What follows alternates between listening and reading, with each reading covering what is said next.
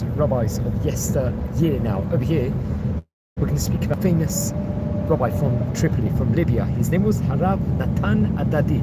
Zecher Tzadik Libraha. He was a great rabbi of his time. I think we've spoken about in this series really about the rabbis that had come from his family. He was born in the year 1740.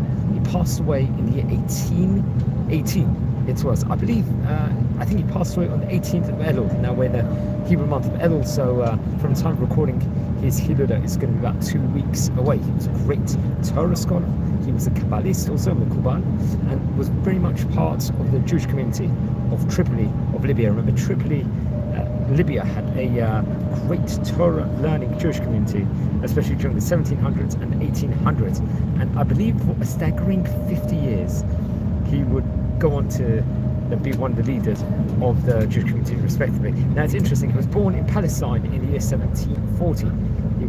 So he was very much from Eretz Yisrael, already from the start of his life.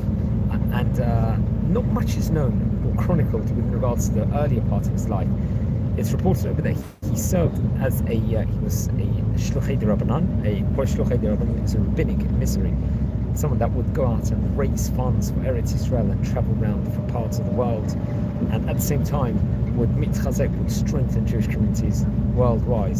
And I think he would go to Italy, to Livorno, to collect funds for the Jews of Palestine over there. Remember Livorno, also there was many great Torah scholars at that specific era in itself.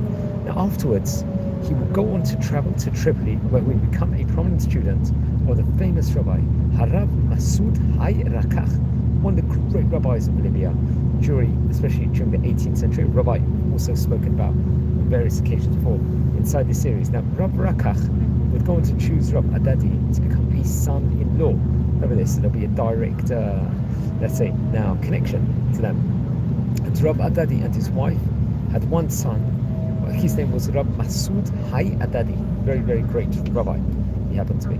Now, together with Chacham, I think his name was Shama Plus, and Rabbi Moshe Lachmish, Rabbi Adadi would go on to lead the Tripoli Jewish community after Rabbi Rakach passed away in the year 1768. So that stage in time, he would be about 28 years of age, because naturally he was born in the year 1740, so he was been 28 years of age. Now he had various great Talmudim, including Rabbi Yehuda Lavi. Remember, we've spoken about the famous Lavi family before on this series. It was a famous rabbinic family in Libya, and I think one of the forefathers of the Lavi family actually was a composer of the Bar Yochai song that we sing on Lag BaOmer and also on Shabbat, respectively. And I think Rabbi Yehuda Lavi would go on to become a great Kabbalist over there and the leading rabbi in Tripoli, especially in the 19th century. Now, come with the year, I think it was 1802, Rabbi Adadi was appointed to the Tripoli Bet Din, the rabbinical court over there. And he served a very short time period for that. And it's interesting, it's chronicled over that Rabbi Abraham Adadi, who was his grandson, said he resigned voluntarily because he was very, very strict with regards to the emet of everything. He didn't want to favor one person or another one. He was, let's say, a zealot, favoring no man how rich or prominent the person is. So that's what's quoted over here, just using notes here from Wikipedia. Okay, so Rabbi Adadi's son and daughter-in-law, I think, sadly passed away at a young age, and they would leave, I think, a son, Rabbi Abraham Adadi, who we're going to speak about in a minute. I think he lived between the years 1801 to 1874, and it's interesting, Rabbi Adadi took the boy into his care and was his primary Torah teacher, so he taught him and imbued him in the Torah itself, respectively. Now, in 1818, Rabbi Adadi returned to Palestine, and his 18-year-old grandson at the time would accompany him. Later that year, I think sadly, Rabbi Adadi passed away in Tzfat, the holy city of Tzfat. Now, he left some great Torah works also.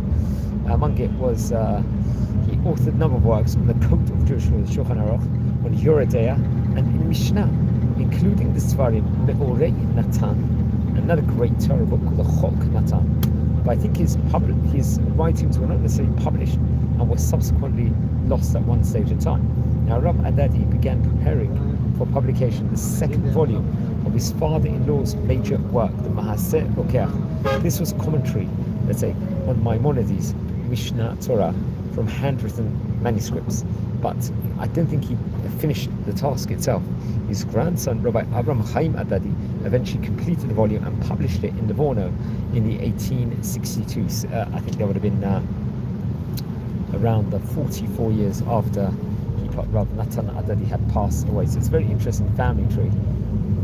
If you look into it, I think that if we look at Rabbi Masud Chai Rakach, who was his father-in-law, will branch up. Rabbi Natan Adadi will become son-in-law, and from there you'd see Rabbi Masud Chai Adadi, Rabbi Avram Chaim Adadi, and eventually Rabbi Shaul Adadi. Really great people in of itself, respectively, coming from this specific line. Let's just say something about his father-in-law, Rabbi Masud Chai Rakach. He was born in the year 1690. He obviously passed away in the year 1768, as we said before. I think on July the 24th of that year. And he was a great Shluchei D'Rabbanan, also a great rabbinic emissary. I think he was a leader of the Tripoli Jewish community throughout the 18th century, vast majority of the time, for a staggering 20 years. That's an entire generation.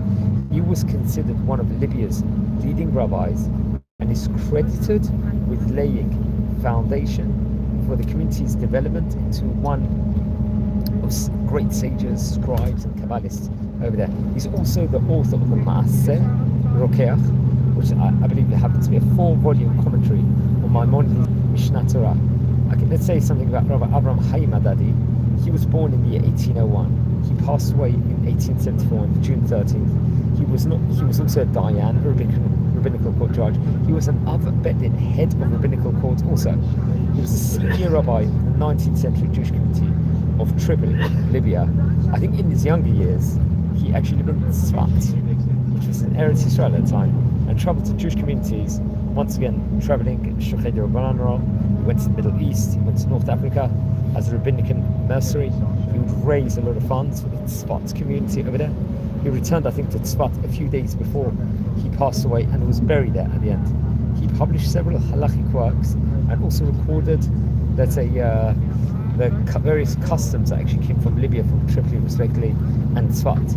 And he provided, let's say, a valuable resource for scholars and great historians for nowadays. So many people can benefit tremendously from the brilliance in of itself. So yeah, so going back to Rabbi Natan Adadi, it's his Hilul in 2 weeks' time, I believe, on the 18th of Elul, and he was a great rabbi. He was about 77, 78 years of age at the time.